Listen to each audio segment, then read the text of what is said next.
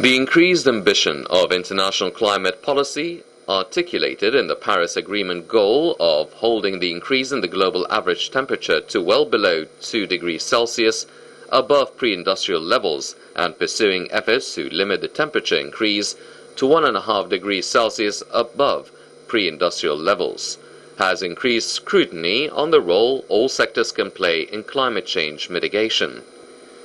This has included a particular focus on agriculture, agricultural emissions, and how they may need to be reduced to meet environmental commitments.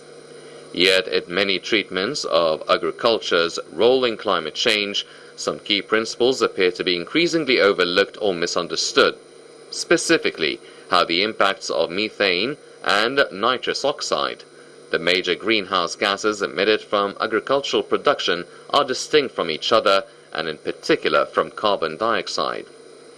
An appreciation of these differences is important not only to understand what the mitigation of different gases can achieve in the context of the Paris temperature goal, but can also inform policy decisions.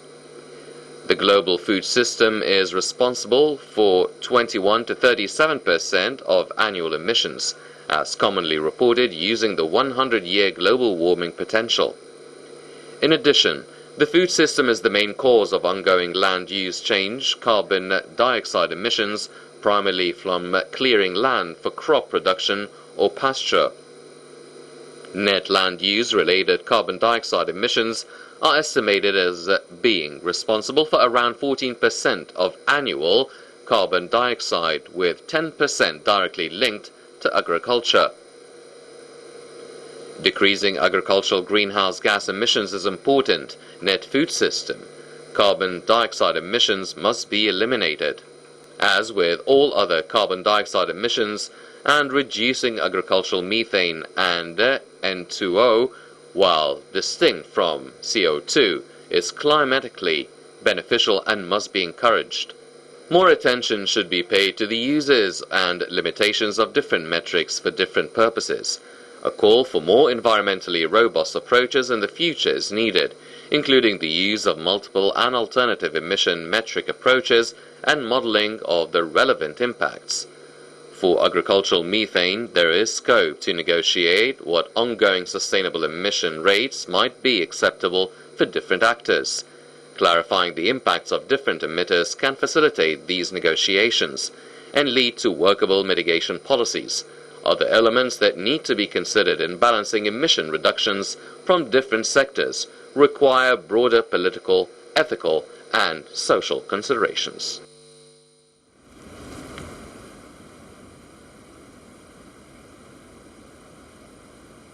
Right, welcome back. And Engineer Hassan, we were speaking about the climate change preparations Egypt has been carrying out with, and Egypt's warning towards the climate change effect and reflection not only on Egypt and Africa, but also on the whole world. Let me here speak about the resilience in Africa in order to be able to counter the reflection of the climate change on the continent. Well, you see, Africa contributes only to the world gas emission, only 3%. So actually, the whole African continent. Yes, the whole continent. So actually, we are a victim of the developed superpowers, actually. And I think they owe Africa a great deal of concern and financial aid to face the climate changes. I think we will witness in Africa a lot of droughts, and this will affect definitely the agriculture in Africa, and this will definitely double the agony of Africans, because we are already suffering from lack of food supplies chain. And with the climate changes and the uprise of the temperature, this will be it will be a very difficult task for Africa to produce its own food, unfortunately. So I think the Africans will have to get together and present their case to the world in COP27. Africa is, is probably the raw material supply number one for the very advanced countries. But again, now it's time for the advanced countries to pass the technology to Africa to be able to face the problem of lack of agricultural crops and the droughts that we will face in Africa. It's a task, and I think science is the only way to face this problem. Egypt has been holding or has been making lots of steps on different sides, but part of that was this important conference and that was held recently in participation of many of the UN agencies together with world partners, and in order to catalyze the investments in different climate sectors.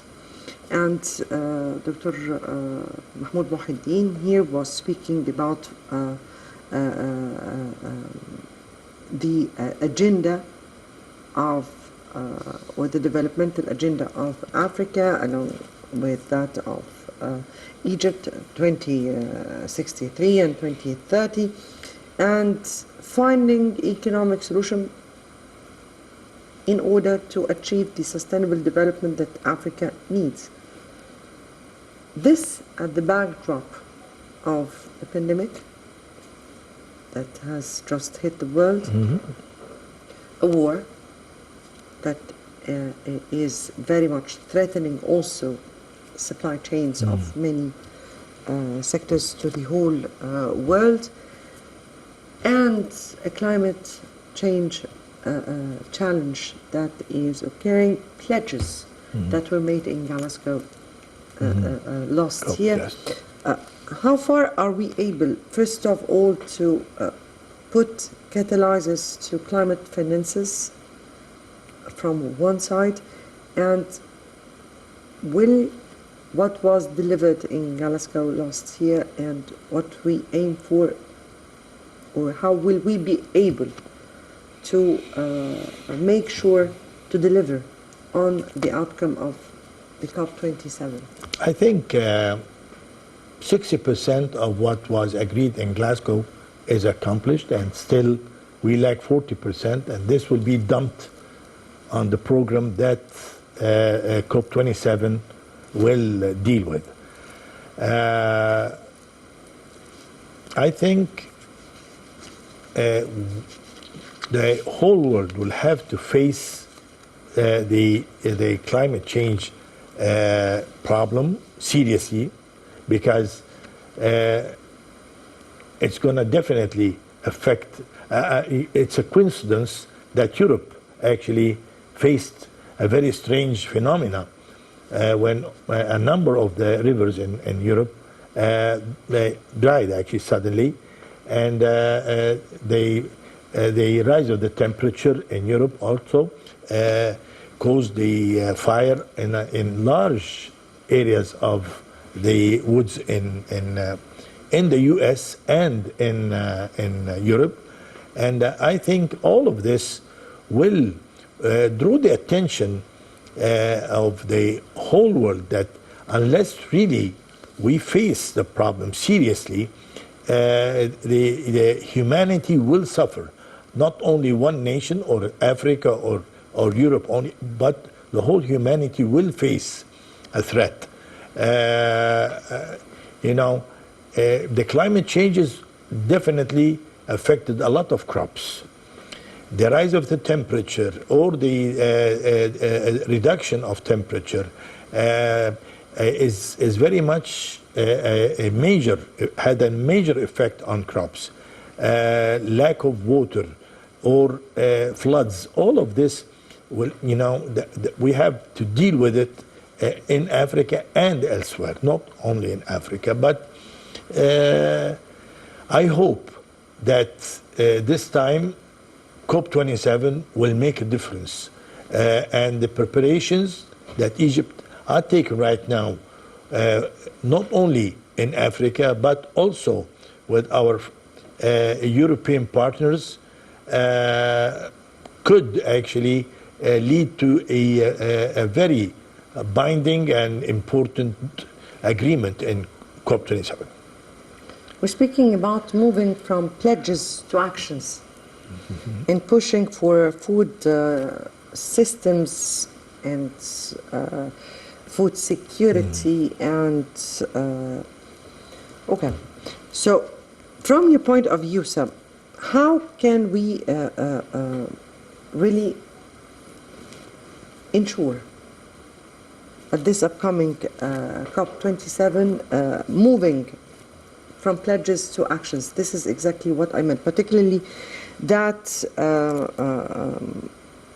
that in COP26 there has been pledges by $1.7 billion annual spending.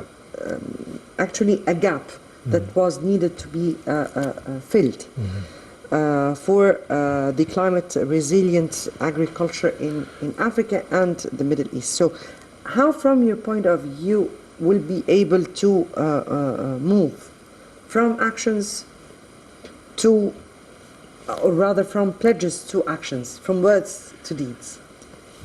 To be honest with you, this is a very difficult time. The whole world is facing a recession and a lot of inflation.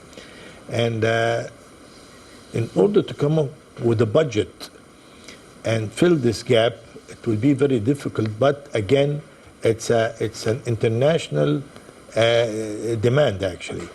And I think everybody will have to contribute, especially the industrial countries like the US, China, and Russia. Let me hear, because I have 2 minutes left for me, but Egypt has already submitted some solutions. The initiative of FAST, or the Food and Agriculture for Sustainable Transformation. FAST, another initiative that was put, the African Climate Smart Agriculture, the ACSA framework. Lots and lots of solutions that Egypt has put forward. What do we need? And I have 2 minutes, okay? What do we need from the world at this upcoming COP27 in order to be able to fulfill our needs, but also a threat, a global threat? Well, we need actually cooperation, and we need a budget or an investment in Egypt to be able to carry out our programs, because what the agenda that we have is very expensive and it will cost a great deal of money. And I think the only way we're going to get that is by the contribution of the international community and under the supervision of the United Nations. That's it. And world partners. World partners, yes. Hopefully world partners, because we need really to be partners at this upcoming challenge. Engineer Hassan Shabaan, political answer, thank you so much for being with us tonight and for your great input here with us. And dear viewers, many thanks for watching. Tomorrow will be another important debate with another colleague event.